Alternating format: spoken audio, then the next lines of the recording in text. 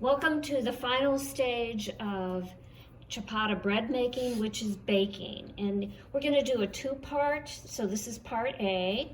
What I'm showing you are the actual loaves that have been rising for the last 60 minutes. And right before the 60 minutes, I do preheat the oven to 465 degrees, and then we're going to be adjusting that temperature once we put the loaves into the oven. But you definitely want to remove the wooden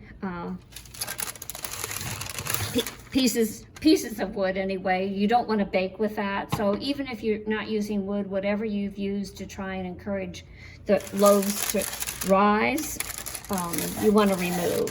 And you keep the parchment paper certainly in between. You don't have to disturb that. That'll also aid during the baking.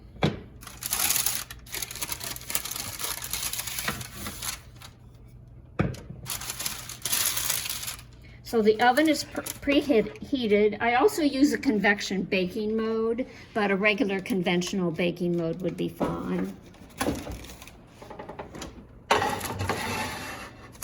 You might notice that I do have a stone surface in the oven. We'll be using that in the second phase to brown the loaves. And if you don't have that, a regular oven rack is fine.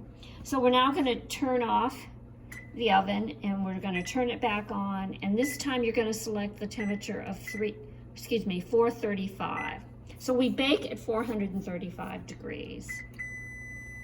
And the first baking phase will be for 28 minutes. That will allow the bread to warm and brown a little bit, and then I remove it in the second phase to actually brown it even more on the actual stone surface. So thank you, see you in 28 minutes.